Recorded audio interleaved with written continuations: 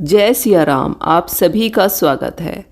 भगवान श्री राम की महिमा अपरंपार है। राम के नाम लेने से ही सारे पाप मिट जाते हैं। आज हम भगवान श्री राम का जन्म दिवस किस प्रकार मनाएं यह देखेंगे। चैत्र मास के शुक्ल पक्ष की 9वीं तिथि को भगवान श्री राम का जन्म दिवस मनाया जाता है।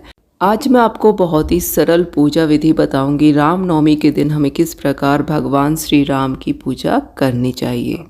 तो सबसे पहले हम एक चौकी लगा लेंगे और चौकी के ऊपर लाल या फिर पीला कपड़ा हम बिछा लेंगे। पूजा के लिए लाल और पीला बहुत ही शुभ रंग होता है, तो यह पूजा आप अपने घर के मंदिर में भी कर सकते हैं और अलग से चौकी लगाकर भी कर सकते हैं। तो सबसे पहले हम थोड़े से अक्षत का आसन देंगे और भगवान श्री राम की फ़ोटो यहाँ पर विराजमान कर लेंगे। तो यहाँ पर देखिए मैंने राम दरबार विराजित किया है। तो अगर आपके पास राम दरबार नहीं है तो आप हनुमान जी को भी जरूर यहाँ पर विराजमान करें। अगर आपके पास लड्डू गोपाल जी हैं तो वो भी भगवान राम का ही स्वरूप हैं, उनकी पूजा भी आप यहाँ पर कर सकते हैं। इसके बाद हम अक्षत से आसन देंगे और गणपति जी को यहाँ पर विराजमान करेंगे। किसी भी पूजा में गणेश जी की पूजा सर्वप्रथम की जाती है। अगर गणेश जी की प्रतिमा नहीं है आपके पास तो आप सुपारी पर कलावा लपेट के गणपति जी को यहाँ पर विराजमान कर सकते हैं। इसके बाद मैं थोड़े से अक्षत से आसन दूंगी। यहाँ पर एक कलश की स्थापना हम करेंगे। तो एक छोटा सा कलश मिट्टी का मैंने लिया है, आप पीतल तांबे का भी ले सकते हैं। और यहाँ इसको मैंने जल से भर लिया है। इसमें हम थोड़ा सा फूल और गंगा जल डाल देंगे। इसके बाद मैंने ऊपर इसके चावल से भरी एक कटोरी रख दी है और इस पर मैं दीपक प्रज्वलित करके यहाँ पर रखूँगी।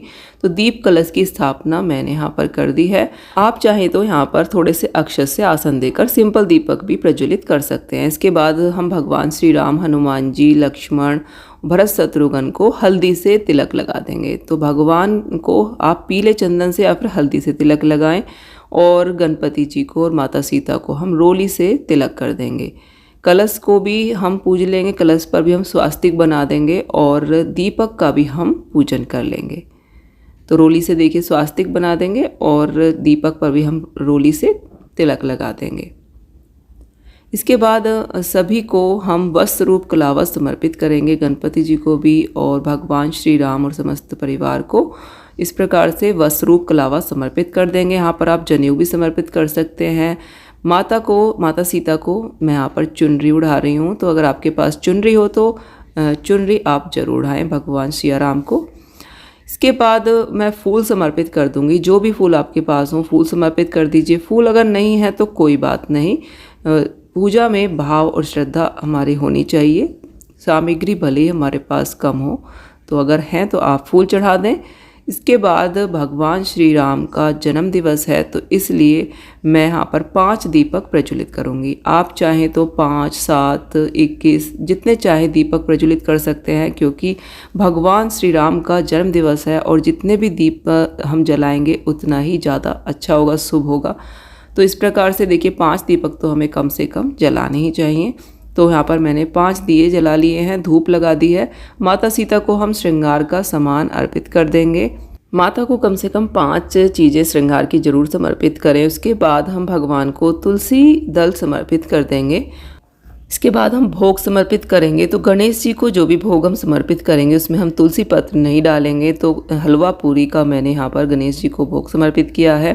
इसके बाद हलवा पूरी का भोग समर्पित करेंगे भगवान श्री राम को। उस पर हम तुलसी पत्र भी जरूर रखेंगे और जल समर्पित कर देंगे। तो जल हमें ज़रूर भगवान को रखना है। इसके बाद हम फल समर्पित कर देंगे। तो हम देखिए फल समर्पित कर दिए हैं। इसके बाद हम श्रीफल भगवान को समर्पित करेंगे। अगर आप करना चाहें तो श्रीफल ज़रूर भगवान को अर्पित करें। और इसके बाद हम अपने सामर्थ्य के अनुसार दक्षिणा समर्पित कर देंगे। जो भी प्रसाद है उसको हम बाद में बांट लेंगे और भगवान से हाथ जोड़कर प्रार्थना करेंगे कि हमारी मनोकामना को पूर्ण करें और हमारी पूजा में कुछ भी भूल हुई हो तो उसे क्षमा करें। इसके बाद हम इसी में से एक दीपक लेकर भगवान की आरती कर लेंगे। आप चाहें तो कपूर से भी आरती कर सकते हैं।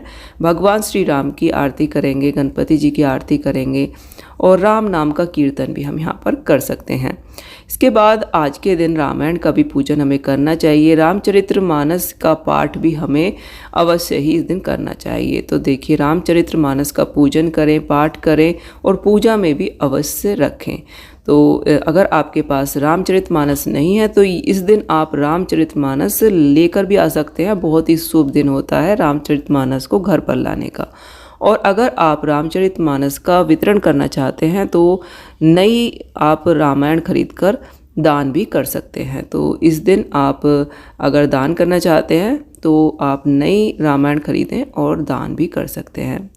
रामायण का पाठ करने से भगवान अति प्रसन्न होते हैं और भगवान हनुमान जी की कृपा भी हमें प्राप्त होती है। तो इस प्रकार से बहुत ही सरल विधि से हम भगवान श्री राम का जन्म दिवस मना सकते हैं। भगवान श्री राम की कृपा आप सभी पर सदैव बनी रहे, यही आशा करते हुए मैं वीडियो को समाप्त करती हूँ। वीडियो आपको पसंद आई हो तो लाइक ज़रूर करें और चैनल को सब्सक्राइब करें। जय सिया राम।